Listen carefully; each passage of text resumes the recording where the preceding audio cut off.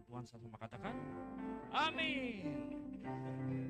Haleluya. Selamat duduk kembali. Terima kasih worship leader, terima kasih pemusik. Ada shalom. Haleluya. Terima kasih atas pertama saya undangan dari HGC Jakarta, yaitu Kepala Pastor Bukilao. Terima kasih atas undangan. Terima kasih juga Pastor Ali Bute mensupport dan memberikan undangan pada saya dan juga seluruh penatua, seluruh majelis yang ada hadir pada hari ini. Haleluya. Ada sukacita? Lama tidak bertemu. Terakhir bertemu di ulang tahun HGC Jakarta. Baik, udah cepat ya. Hari ini udah bulan Februari, minggu kedua dari bulan Februari. Baru kemarin kita merasakan Natal. Udah lagi bulan Februari, ya. Singkat, udah 10 bulan. Desember lagi, ya. Sebentar lagi Imlek, iya. Ya, kan hari ini Februari ada hari kasih sayang, ada Imlek, ada juga menyambut puasa. Puasa ya, yang ya kemudian nanti di bulan Maret, April ada anak-anak yang menjelang ujian dan sebagainya, yang udah mau lulusan. Cepet banget. Ini Juli, Agustus, September, Desember.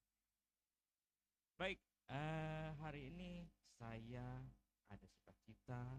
Hari ini dengan Februari ada rasa kasih sayang, makanya hari ini saya ada tema hati yang penuh kasih sayang. Tema hari ini. Amin, hati yang penuh kasih sayang. Kalau kita lihat perjanjian lama dan perjanjian baru, perjanjian lama kita melihat bagaimana para nabi dan sebagainya berbicara tentang mata ganti mata, gigi ganti gigi dan sebagainya. Kemudian kalau misalkan di perjanjian baru lebih mengisahkan tentang kasih yang terpenuhi, kasih dari kehadiran daripada Tuhan Yesus, ada sukacita, ada kasih yang Tuhan Yesus berikan kepada kita semua. Maka hari ini kita akan lihat tentang berbicara, kalau kita akan berbicara tentang 5 roti dan 2 ikan. Baik, kita masuk ke firman Tuhan di Lukas 9 ayat 10 sampai 17. Lukas 9 ayat 10 sampai 17 yang ada di onsite, silahkan baca di ayat ganjil nanti. 10 saya, nanti berganti-gantian. Dan ayat 17 kita baca bersama-sama. Dan yang di rumah silakan juga bisa baca bersama-sama mulai dari Lukas 9 ayat 10 sampai 17. Baik, ayat 10. Sekembalinya rasul-rasul itu menceritakan pada Yesus apa yang telah mereka kerjakan. Lalu Yesus membawa mereka dan menyingkir ke sebuah kota yang bernama Betsaida, sehingga hanya mereka saja bersama dia. Ayat 11 silakan.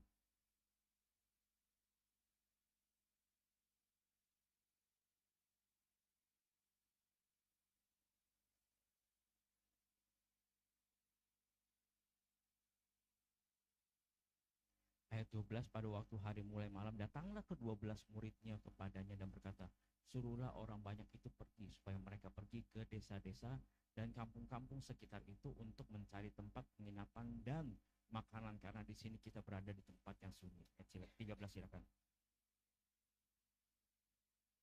Kamu harus makan. Ada pada kami 5 roti dan 2 ikan, kecuali pergi memberi makanan untuk semua orang sebanyak.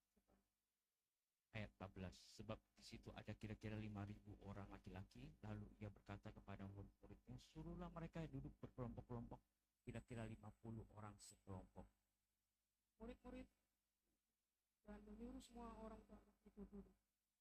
Ayat 16, dan setelah itu ia mengambil 5 roti dan 2 ikan itu, ia menghadap ke langit, mengucap berkat, lalu memecah-mecahkan roti itu dan memberikannya kepada murid-muridnya supaya dibagi-bagikannya kepada orang banyak. Ayat 17 kita baca Dan mereka semuanya makan sampai kenyang. Kemudian dikumpulkan potong-potongan roti yang sisa sebanyak 12 bakul. Baik, next. Apa yang dapat kita pelajari dari kisah 5 roti 2 ikan? Pertama, sebagai orang percaya harus mempunyai hati untuk memberi, bukan hanya menerima. Lukas 9 ayat 13 berkata, tetapi ia berkata pada mereka, kamu harus memberi mereka makan. Mereka menjawab, yang ada pada kami tidak lebih daripada 5 roti dan 2 ikan, kecuali kami pergi membeli makanan untuk semua orang banyak ini. Kebanyakan dari kita hanya terus kita harus memberi, bukan menerima saja. Barat sepatah seperti ini. Kebanyakan dari kita hanya maunya menerima, overload, tidak memberi, yang ujung-ujungnya overload kita. Kita harus mempunyai hati untuk memberi, bukan hanya menerima. Jadi kalau kita lihat di 5 roti dan 2 ikan ini, kalau kita lihat kisahnya seperti ini, itu kisah sesuatu yang tidaklah mungkin terjadi. Ada 5.000 orang, hanya bisa tinggal 5.000 roti dan 2 ikan. Kebanyakan dari kita, kalau misalnya kita sebuah bisnis, kita bicarakan bisnis, kita mau untung sebanyak-banyaknya. Ketika untung sebanyak-banyaknya, ketika itu kita tidak mau apa yang kita dapat, kita memberi. Contohlah kita memberikan sesuatu, kita bicarakan perpuluhan. Kalau mungkin kalau perpuluhan, misalkan kita punya perpuluhan, misalkan kita digaji 1 juta, oke lah, kita perpuluhannya 100.000. Tetapi kita berpikir ketika kita dapat omsetnya adalah 1 miliar, berarti kita harus memberikan dengan uang sebesar 100 juta. Pertanyaannya adalah, pasti kalau bisa memberi, kalau hitungan bisnis 100 juta nih, lumayan ya. Kalau kita bikin sesuatu ataupun investasi lagi, kita puterin lagi. Kebanyakan kita kan maunya mendapatkan cuan sebanyak-banyaknya, tetapi dari situnya kita tidak taat. Begitu juga ketika kita punya untung lebih mungkin dari 1 M, bisa sampai 10 M. Kalau 10 M itu berapa? 1 M. Nah, lebih dahsyat lagi. Wih, 1 M. Berani gak kita mau memberi? Nah, dari situlah konsepnya kita harus memberi. Seperti itu. Kita hidup di dunia ini hanya sementara. Semuanya ini adalah kasih karunia Tuhan. Makanya kita pun harus ada rasa untuk saling memberi, bukan hanya menerima saja. Kalau kita menerima saja, contohlah, kalau kita menerima saja terus menerima, di saat kita susah, gak ada yang bantu. Yang bisa bantu itu hanya Tuhan. Contoh baik, ketika ada orang yang susah, orang yang kaya raya dan punya duit banyak, tetapi pada saat itu dia jatuh, orang stres. Kenapa? Pada saat dia kaya, dia greedy dan dia maunya dapat menghasilkan keuntungan sebanyak-banyaknya, tetapi ketika dia jatuh, blok, baru dia merasakan, saya waktu saya punya kelebihan, saya tidak memberi, saya tidak taat kepada Tuhan, tidak memberi yang terbaik pada Tuhan. Baru sadar. Ibarat kata sebuah contoh lain, ada dayung, ada ember isi air. Semuanya maunya berkat, maunya penuh, isi penuh. Tetapi ketika diisi penuh, itu luber. Dan air yang penuh itu harus diberikan pada yang lainnya, supaya tidak luber ke ember lainnya. Saling memberi. Artinya gini, artinya ketika ada orang yang kesusahan, memberilah. Kalau tidak bisa memberi, berikanlah doa yang terbaik. Sama, karena memberi itu bukan juga berarti memberi dalam kondisi konteksnya adalah memberi dalam sesuatu sebuah materi, tetapi memberi itu dalam konsep adalah memberi itu bisa dengan doa, support, dukungan, dan lainnya. Jadi tidak harus diartikan semuanya adalah masalah materi. Seperti itu. Jadi kita harus punya hati untuk memberi, bukan hanya menerima. Kita harus belajar itu. Saya kalau di perusahaan kan saya punya izin juga, dan saat ini juga saya bekerja di suatu perusahaan developer. Saya ditarik developer nomor 1. Nah, saya punya konsep adalah ketika saya punya perusahaan, saya punya konsep adalah saya sisihkan kalau di property agent saya, keuntungan saya akan memberikan untuk pelayanan kurang lebih di 30% saya sisihkan. 30% itu untuk pelayanan baik luar kota, gereja, support gereja, dan untuk orang-orang yang tidak mampu. Seperti itu. Kita punya konsepnya seperti itu di perusahaan saya.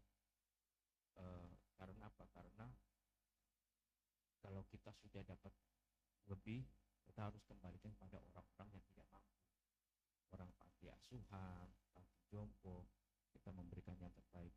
Nah, itu kita sisihkan dananya. Nah, itu contohnya, contoh simpel. Berarti kan kita kalau mau mendirikan suatu perusahaan, ya intinya kita harus ada sisih lah dana kita 10%, 20%, 30% untuk pelayanan dan sebagainya.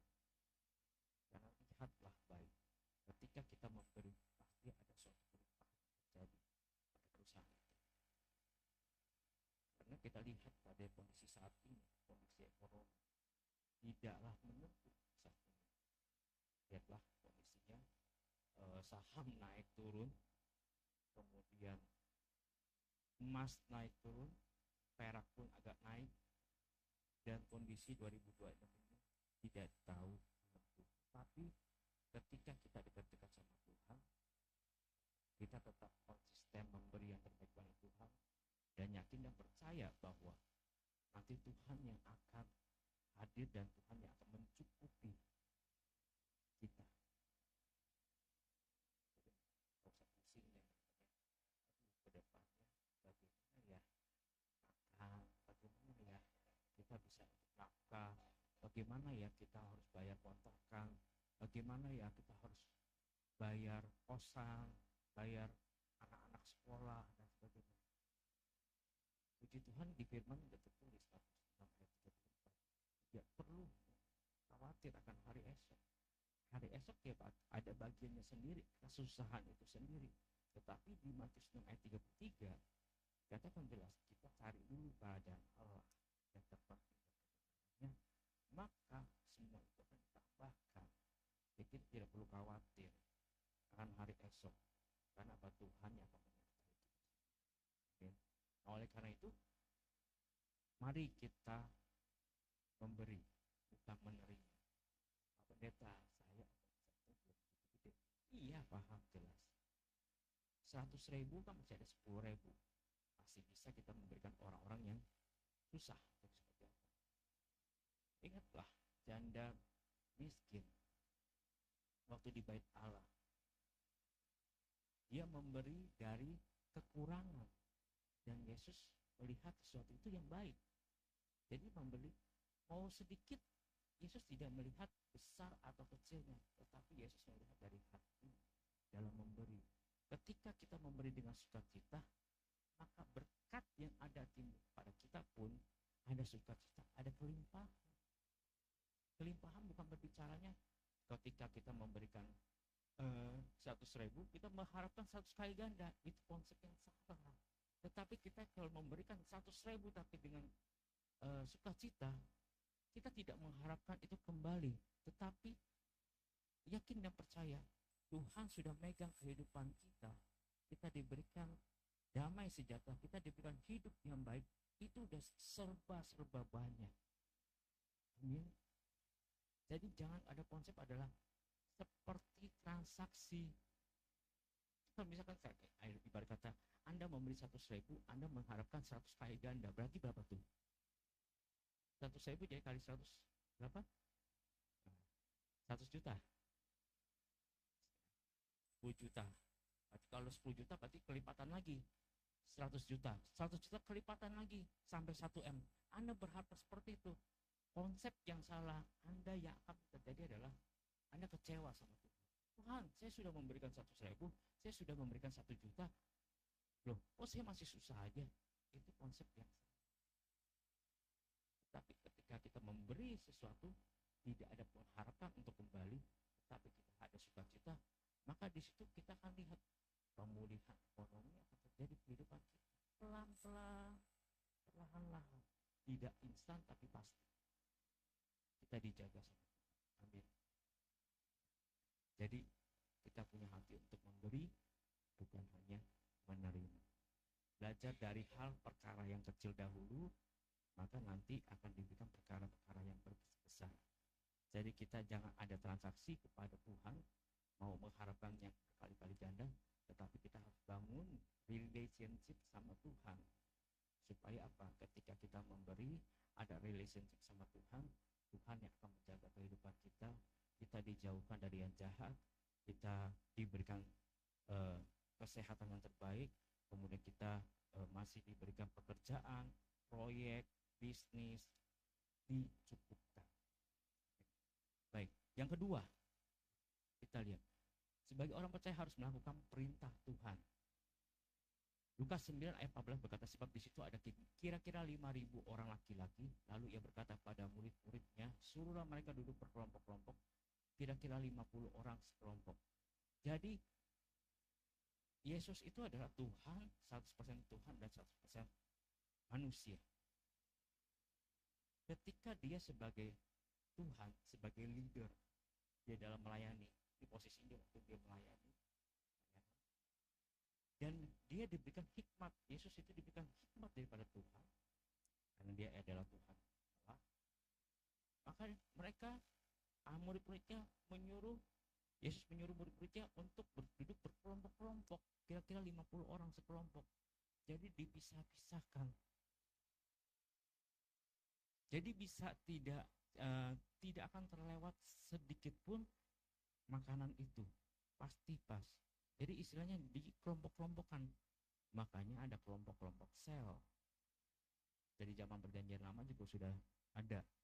Waktu zaman Musa disuruh kelompok-kelompokan, karena memimpin ada pemimpin-pemimpin di dalam kelompok itu, leader-leader di dalam kelompok itu, supaya si Musa itu tidak terlalu sulit untuk memerintah. Dia tinggal memerintah untuk leader-leadernya, menyuruh leader-leadernya atas apa yang harus dilakukan. Nah, seperti ini juga Yesus menyuruh murid-muridnya, dia suruh buat kelompok-kelompok ini, jadi supaya kelihatan jelas banyak dan sedikitnya yang ada di situ. Jadi kita harus melakukan perintah Tuhan. Kebanyakan dari kita adalah, kita banyakkan kalau misalkan kita sebagai orang bisnis, kebanyakan kita melakukan sesuatu yang bukan daripada perintah Tuhan. Kebanyakan melakukan segala sesuatu yang apa yang kita berdasarkan pengalaman, pekerjaan pengalaman. Nah, dari sini yang saya lihat, kalau kita menggunakan pengalaman dan kekuatan kita, maka kita itu banyakkan terjebak dalam kesalahan-kesalahan yang kita lakukan, pasti.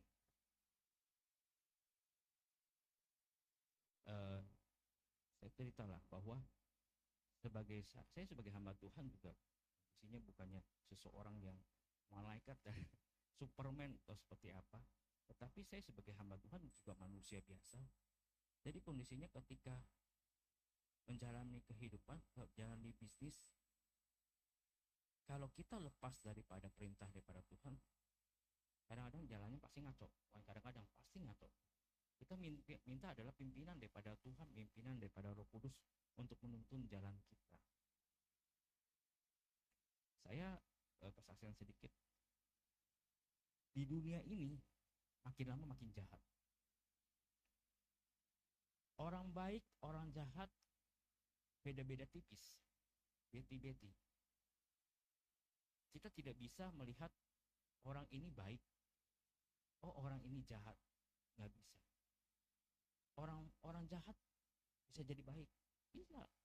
Kita salah duga, ternyata orang yang baik bisa menjerumuskan kita, dia bisa jadi jahat. Contoh simpel, saksian sedikit ya. Istri saya, karena kita memang punya rasa membantu orang, kita mau bantu. Adalah seorang wanita sama istri saya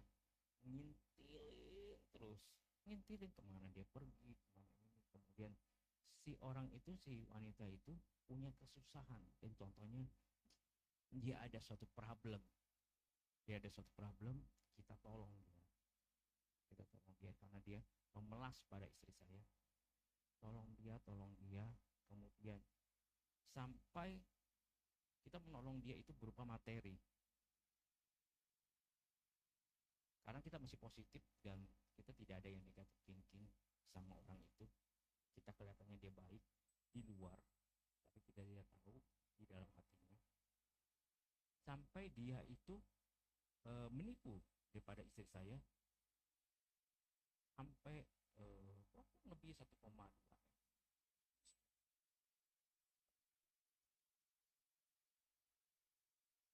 Makanya kita tidak bisa melihat bahwa orang itu baik. Padahal dia memelas anaknya dia sering main sama anak saya.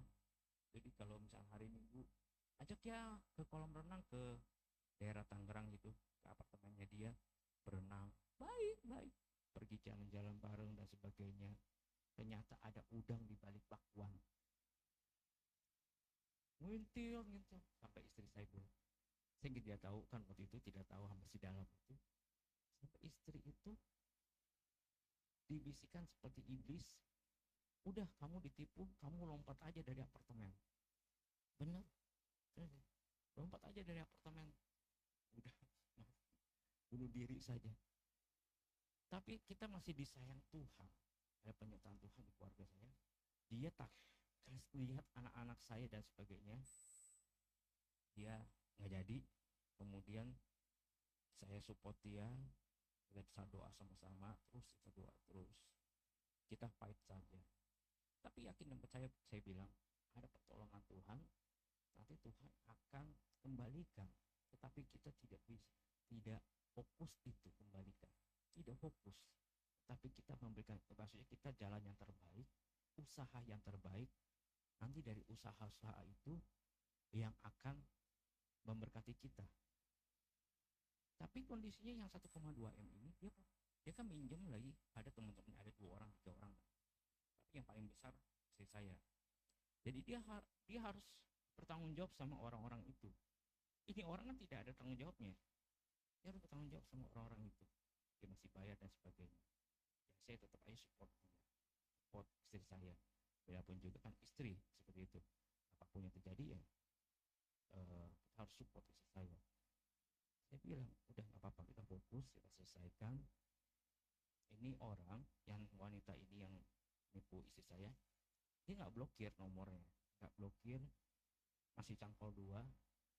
Kemudian ditanya kapan bayar, karena nih orang itu ternyata hutangnya banyak banget di sekelilingnya, di circle-nya. Jadi istri saya itu menceritakan circle-nya dia supaya dia putus, tidak ada orang yang terjerumus lagi.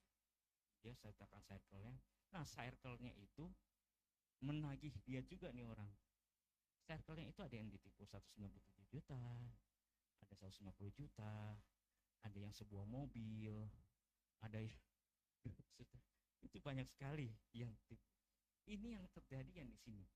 Tapi ternyata di masa lalunya saya baru tahu dia punya masalah kurang lebih di angka 27 M. Ternyata memang penjahat, seperti itu, penjahat. Makanya kita tidak bisa melihat orang ini baik seperti itu. Makanya dari situ kita harus ada punya hikmat daripada Tuhan, kita berdoa terus supaya kita dihindarkan seperti itu. Tetapi tadi siang dia WA, Dia tiba-tiba dia WA aja, karena istri saya suka WA dia, kapan bayar? Akhir bulan, awal bulan. Sekarang istri saya tidak mau negor lagi, mau bayar syukur, nggak bayar syukur. Kenapa? Karena kita berdua nggak mau hati kita tuh dosa.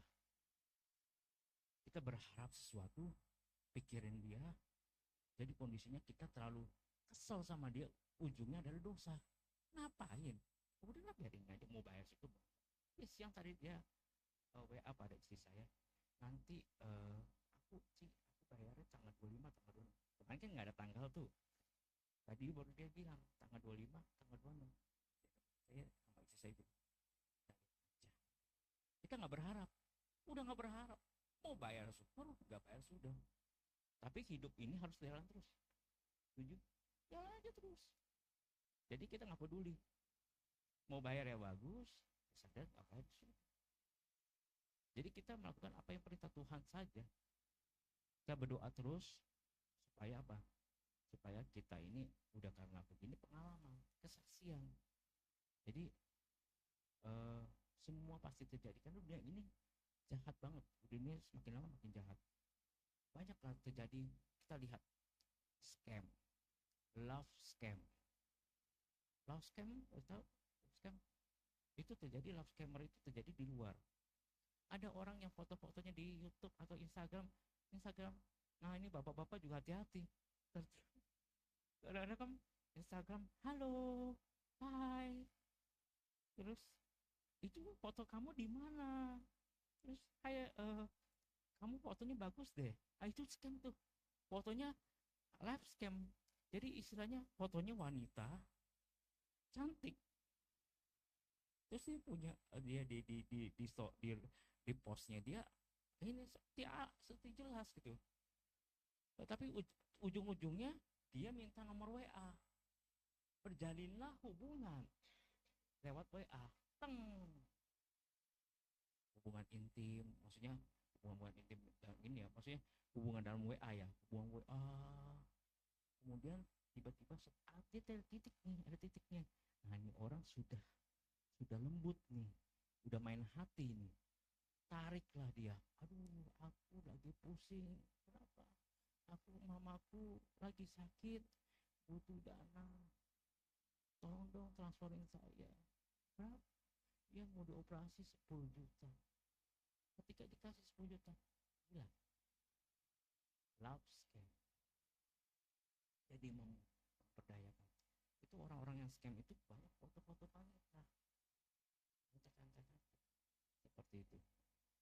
Dan juga cewek juga, wanita-wanita sekarang juga banyak tuh. Ada cowok-cowok yang ganteng-ganteng, modis ganteng, keren banget, kayak Korea banget gitu kan. Halo, kenalan, cantol, masuk ke WA, sama terjadinya.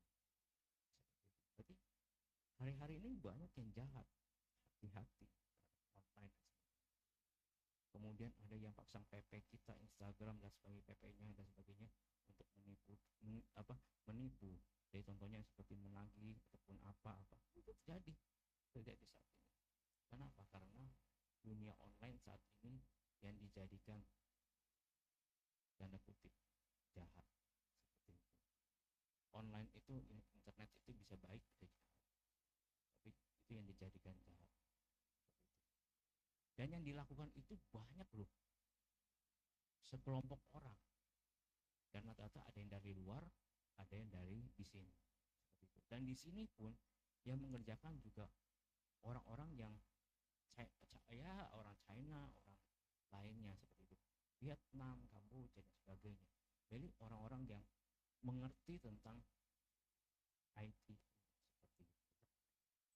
Jadi saat ini kita harus melakukan perintah daripada Tuhan, minta pimpinan daripada Roh Kudus. Setiap hari kita doa, minta pimpinan daripada Roh Kudus.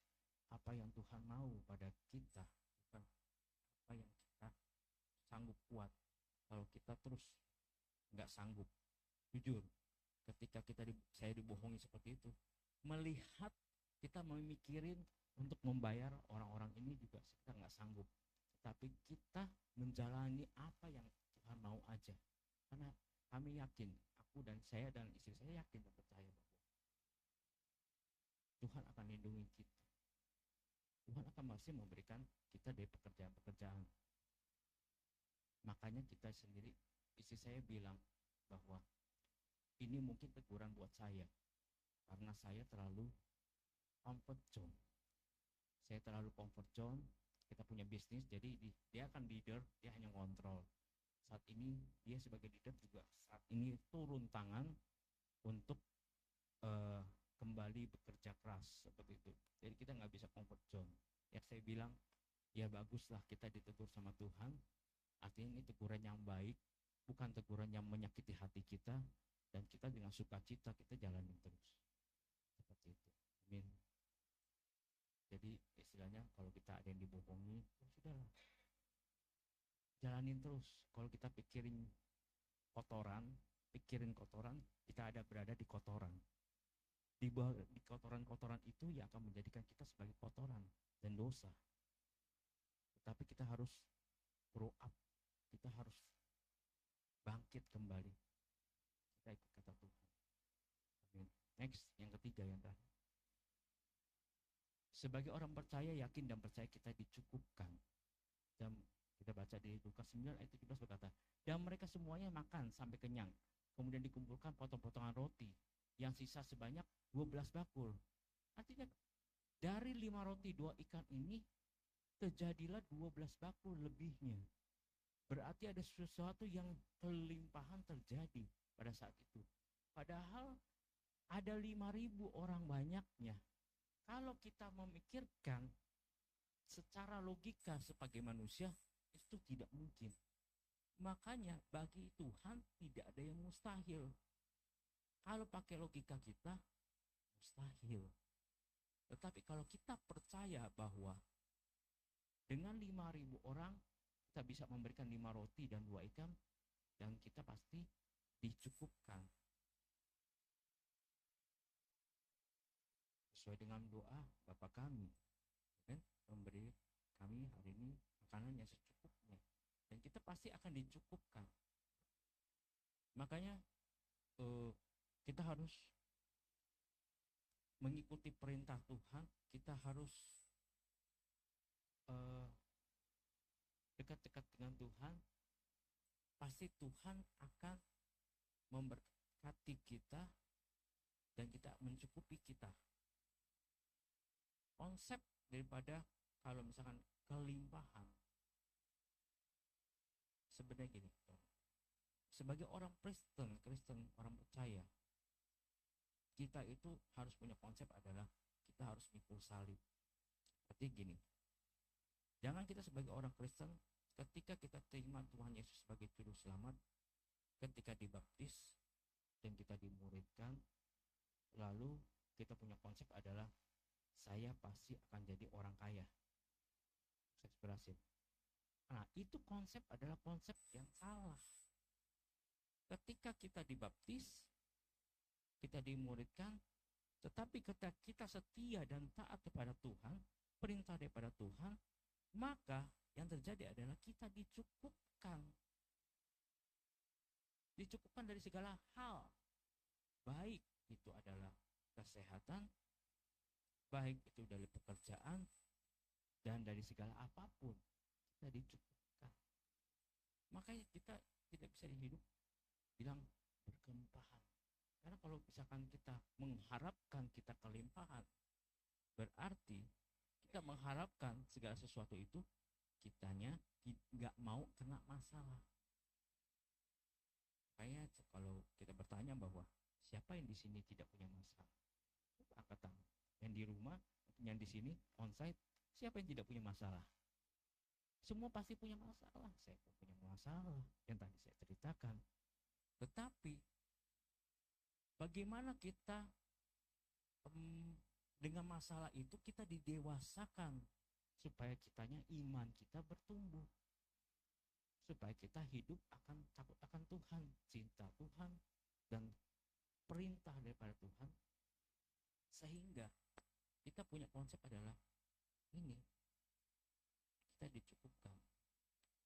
Kadang-kadang kan kalau orang sering, beberapa jemaat juga ada yang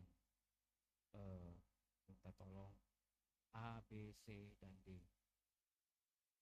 Tetapi kita tuh orang manusia yang gini, kita punya gaji, kita digaji. Kita digaji misalkan gaji kita UMR 5 juta. Kalau kita punya konsep kita nggak bersyukur, kita nggak merasa dicukupkan, 5 juta itu kita pasti kurang. Mengharapkan gaji naik. Kemudian kita naik gaji jadi 10 juta. Kita manusia yang memang tidak pernah merasa cukup. Wah, 10 juta. Gaya hidup udah beda lagi. Makin tinggi. A, B, C, D naik lagi. Wah, cukup 10 juta. Tuhan, saya cukup 10 juta. Naik lagi, naik jadi pimpinan 25 juta. Enggak cukup juga. Dan di situ pasti nggak bakalan mau tanpa batas, nggak bakal cukup. Tapi bisa nggak sih kalau misalkan seseorang itu dengan gaji 10 juta hidup 10 juta? Bisa. Ada yang bisa. Kenapa? Karena dia sudah merasakan bahwa ini adalah berkat daripada Tuhan dan ini adalah bersyukur. Jadi bersyukur, dah dapat 10 juta, bersyukur. Jadi dia tuh pintar untuk mengatur dana itu buat A, buat B, untuk investasi ini, beli emas, beli apa-apa. Nah, ketemu. Yang ini sisanya yang buat untuk makan sehari-hari dan sebagainya. Ini cukup kan? Nggak cukup. Tetapi tergantung gaya hidup. Saat ini gaya hidup makin lama makin keren. Kita lihat lah, ya kan? Makan pesan aja juga cukup, dan sampai di rumah. Bisa pakai online seperti itu.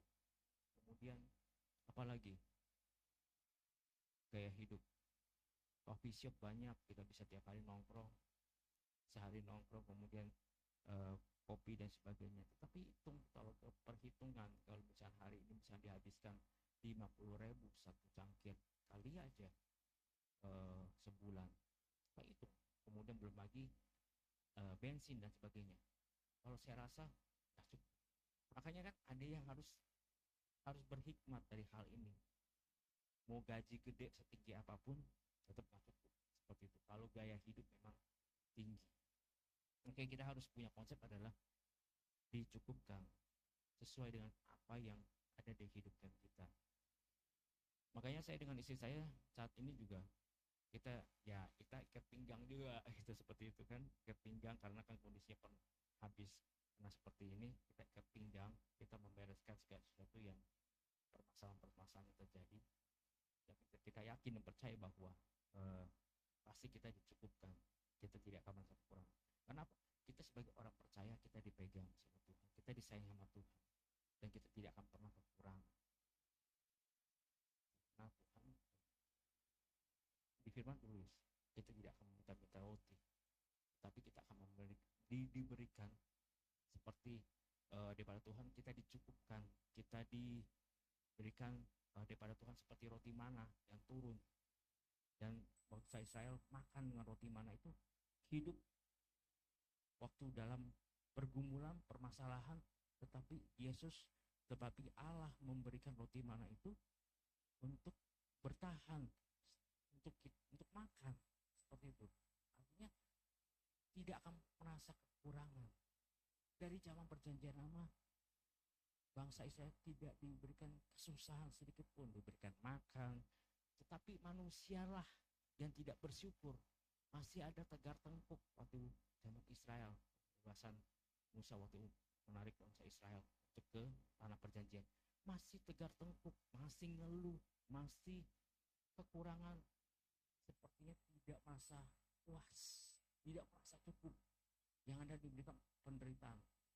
Dari situlah generasi pertama dihabiskan karena tegar tengkuk, tidak merasa bersyukur.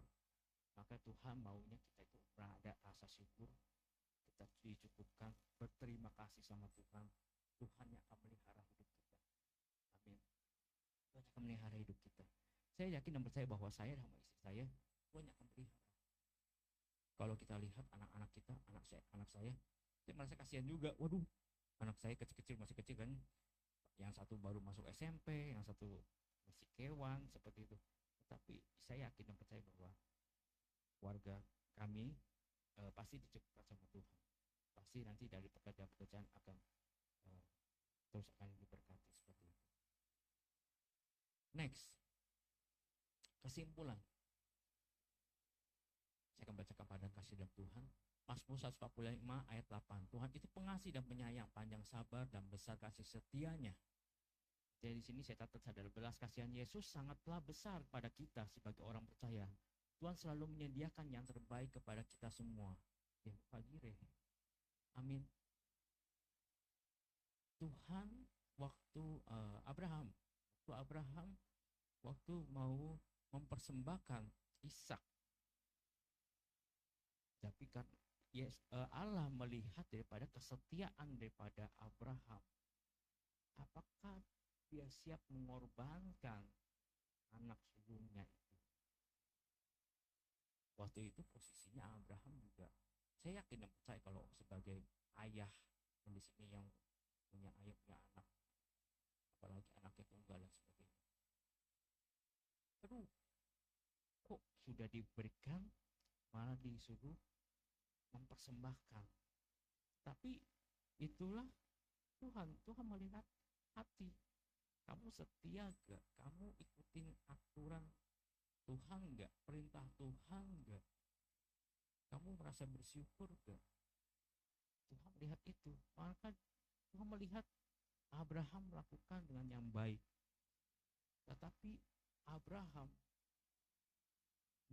bicara pada pembantunya yang dibawa bahwa kami akan doa dan kami pun akan kembali. Dan Abraham punya iman bahwa kita, jadi berdua, Abraham dan Ishak itu akan kembali bersama pembantunya itu. Berarti Abraham yakin dan percaya bahwa Ishak ini masih tetap ada. Tetapi satu sisi Tuhan bilang kamu harus mempersembahkan Ishak. Akhirnya naik ke atas, iman daripada Abraham terjawab. Tuhan larang persembahan itu, tunggu, stop. Akhirnya ada suatu domba yang tidak bercacat dan tidak bernoda terjepit di rumput. Kemudian itulah yang dipersembahkan. Berarti tidak ada yang mustahil bagi Tuhan. Mungkin sudden death, mungkin titik-titik terakhir. Artinya gini, mungkin gini loh. Saya ini cerita sedikit kemarin soal tentang saya ditipu sama satu perempuan. Jadi saya harus mencari dana pada waktu itu. Saya harus jadi istilahnya gini loh. Suami jangan mau enaknya aja. Oh istrinya yang kena masalah kita mau bodo amat. Nggak bisa. Kita kan suami dua jadi satu. Jadi istilahnya kita juga harus support istri seperti itu. Tetapi ketika istrinya ada sesuatu yang lebih, dia diam-diam aja, suaminya nggak tahu. Karena begitu kan. Artinya gini, kalau misalkan itu benar semua kan artinya dapat investasi kan, dapat bunga dan sebagainya. Suaminya nggak tahu ya kan, kita juga nggak minta dan sebagainya. Tapi ketika ada suatu masalah kayak seperti ini, ya kita juga harus ikut bertanggung jawab. Saya support istri, saya support sama istri saya. Jadi hari itu istri saya bilang pada saya, Pi, akhir bulan ini, jadi akhir bulannya sebelumnya, akhir bulan ini aku harus membayar ini totalnya 25. Kan semuanya kan sudah kasih ke istri semua, jadi saya udah semuanya ke istri semua, totalnya ada 25 juta. Oke, 25 juta, iya. Tapi kan istri kan istilahnya meluapkan pada suami. Gimana nih? Ya tetap kita harus menenangkan istri. Walaupun saya waktu itu kan malam, saya mau cari parkiran di apartemen, muter 4 kali. muter 4 kali. Muter itu bukannya kan lewat parkiran, sebenarnya bisa aja cari parkiran gampang, bisa ini saya. Tetapi muter-muter itu sambil berdoa, muter-muter berapa kali ya, muter-muter, besarin nama Tuhan aja, muter-muter 4 kali, benar 4 kali. Kemudian besokannya ke harinya itu udah kesaham. Di hari itu kan 25 nih kemarin, besokannya naik lu, siangnya gak bisa dulu. Saya bilang 25 aja saya cukup, gitu kan, 50 udah saya berdoa ya sama Tuhan, Tuhan saya serahkan pada Tuhan seperti itu. Tetapi ada pada pertolongan Tuhan, sore menjelang malam 50 sedia. Siangnya itu ada telepon, orang telepon ke saya, ngomong oke, siap. Jadi ada orang yang mau membayar, kan saya punya tagihan juga ke dia, ada yang harus dia bayarkan kepada saya, nilainya pas sama 50 juta. Sore ke malam akhirnya ketemulah di Tangerang, 50 juta terjadi. Saya bilang, kamu transfer ke istri saya deh. Saya nggak pegang sama sekali, transfer aja. 50 juta. Puji Tuhan ya, iya. Kita ada pertanyaan pertolongan Tuhan. 25 ke 50 dalam satu hari. Bayangkan dalam dua bulan hari. Total yang kita bantu bayar ke seorang itu 200 sampai 300 juta. Kalau kita pakai pikiran, ya mungkin. Saya juga bingung. Bisa ya melewati, karena apa? Pertolongan Tuhan. Saya melewati, sebuah ajaib ya ada, cuma pertolongan Tuhan. Dari manapun pasti terjadi, ada Jehovah Jireh. Amin. Yang mungkin pada saat ini bagi yang di rumah ada beban berat, ada masalah ekonomi ataupun hal lainnya, gak usah dipikirin. Kalau kita pikirin yang ada hati kitanya turun, kita serahin aja sama Tuhan, buat yang terbaik pada Tuhan. Biarin apa yang Tuhan mau, bukannya apa yang kita mau.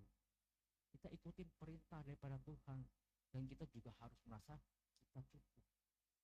Kita bersyukur setiap harinya kita cukup. Maka ada kelebihan 12 bakul, maka ada kelebihan yang terjadi. Kalau kita lihat Ayub dari awal adalah orang yang saleh. Kalau kita lihat bagaimana mungkin seorang yang saleh diujinya benar-benar diuji. Ayub itu diuji, kondisinya semuanya habis semua.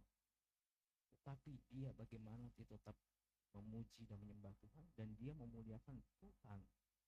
Dan dia berkata bahwa dia tidak bisa yang namanya lu maunya enaknya aja. Ketika dia ambil Tuhan, lu merasa menyalahkan Tuhan, gak bisa. Jadi ketika kita hidup itu ya harus punya konsep berterima kasih sama Tuhan. Walaupun kita lihat Ayub agak goyang-goyang dikit, gak ada teman-temannya bicara, ada salah kali, lu dihukum Tuhan, lu ada salah gak? Padahal kita tahu Ayub 1 pasal 1 berkata Ayub orang saleh, ditulis secara jelas awalnya bahwa ini orang saleh. Tetapi orang-orang teman-temannya berkata lu ada salah. Kadang-kadang kita seperti itu, Pak. Jadi kadang-kadang kita kayak contohnya saya ditipu 1,2 M. Bisa dibilang nggak? Bisa dipepet-pepetin? Bisa. Wah, lu ada dosa kali. Lu ada ini, ada ini. Pastilah ada yang dipelintir-pelintir. Itu namanya jadi jatuhnya adalah fitnah. Tetapi apakah kita perlu dengar apa ngomongan orang? Kita tidak perlu cari pembelaan. Fitnah yang terjadi tidak perlu dikonfrontir. Fitnah yang terjadi tidak perlu ada pembelaan. Semuanya kita serahkan pada Tuhan. Tuhan yang beracara. Kebenaran itu pasti ada kebenaran. Gak mungkin kebenaran jadi tipu muslihat. Kebenaran tetap kebenaran. ya akan terjadi bahwa nanti kita lihat apa yang Tuhan mau. Karena tuh akan indah waktunya. Ayo terjadi apa? Semuanya diberikan kembali, semuanya dikelimpahan. Bayangkan, biasanya seorang suami udah habis semua, tak ada dukungan istri, istrinya pun disuruh kutuk, gila alamu. Ngapain lu dua? Kutuk aja dong. Udah habis-habisan. Masih ya kan? Harus disupport. Ini tidak disupport. Artinya, ya istri harus. Makanya Ayub berkata, kalau kita diuji, maka kita diuji itu timbul seperti emas. Kalau kita tahan uji, kita seperti emas. Emas ya sendiri. Emas makin lama makin naik. Makin mahal nggak? Makin mahal. Karena emas itu ditempa, dibuat dengan segala sesuatu yang rusak, dan itu bagus, gitu kan? Akhirnya jadi logam mulia yang baik seperti itu, ditempa dan sebagainya, dan jadinya baik gak? Jadi baik seperti itu. Makanya kalau kita diuji kesetiaan, tetaplah setia.